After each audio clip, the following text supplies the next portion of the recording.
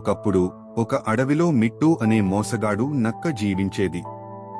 నక్క చాలా తెలివైనదిగా పేరుగాంచింది. కాని అది తన తెలివిని మోసాలకు ఉపయోగించేది. అందరూ పనిచేస్తుండగా అది ఎంచక్కా ఫలాలను ఆస్వాదించేది. అదే అడవిలో సింహ అనే సింహం ఉండేది. సింహ అడవి రాజుగా పేరు పొందింది. అందరూ దానికి భయపడేవారు. సింహ చెట్టు కింద విశ్రాంతి తీసుకుంటున్నది. అది చూసిన నక్క మనసులో, ఈ సింహాన్ని మోసం చేసి నా పని అందరితో చేయిస్తే ఇకపై నాకేం కష్టపడనవసరం లేదు అని అనుకుంది.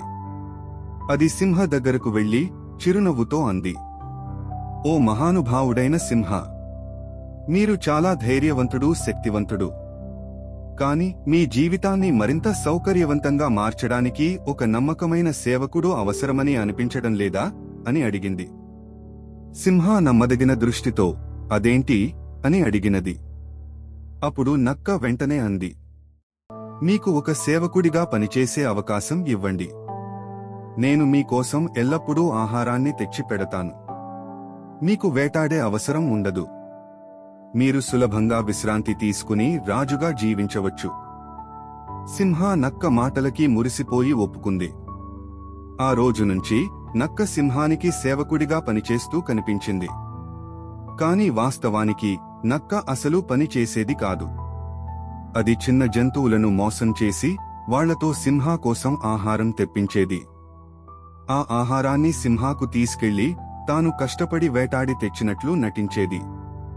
కొన్ని వారాలు ఇలా సాఫీగా సాగాయి. సింహ తినడానికి సంతోషంగా ఉండేది. నక్క తన మోసపూరిత విజయం చూసి ఆనందించేది. కాని అడవిలోని జంతువులకు నక్క మోసపూరితమైన పద్ధతులు తెలుసుకున్నాయి. అందరూ కలిసి నక్కకి బుద్ధి చెప్పాలని నిర్ణయించుకున్నారు. ఒక తెలివైన కుందేలు ముందుకు వచ్చి అన్నది, నక్క, అడవిలోని ఆ మూల ఓ పెద్ద విందు ఉంది. కాని దానిని ఓ బలమైన తోడేలు కాపాడుతోంది. నువ్వు తోడేలను మోసం చేస్తే సింహ కోసమూ నీకోసమూ చాలా ఆహారం దొరుకుతుంది. ఆహారం ఆశతో నక్క ఆ మాట నమ్మింది. వెంటనే తోడేలు దగ్గరికి వెళ్ళింది. తోడేలు చాలా బలమైనది మరియు నక్క మోసానికి ప్రయత్నిస్తున్నదని గ్రహించింది. వెంటనే తోడేలు నక్కపై దాడి చేసి దాన్ని అడవంతా వెంబడించింది. నక్క బతికి బయటపడ్డది. ఇదే సమయంలో అడవి జంతువులు సింహాన్ని కలిసి నక్క మోసాన్ని బహిర్గతం చేశాయి. సింహరాజా, నక్క మిమ్మల్ని మోసం చేస్తోంది. అసలు పని చేయకుండానే మాతో మోసపూరితంగా పనులు చేయిస్తోంది. ఆ ఆహారాన్ని మీకు అందిస్తుంది అని వివరించాయి.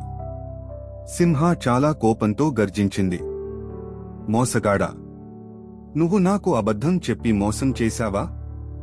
ఇక మీదట నువ్వు ఈ అడవిలో ఎవరి సహాయం పొందలేవు. వెంటనే ఇక్కడి నుంచి పో అని ఆనింది.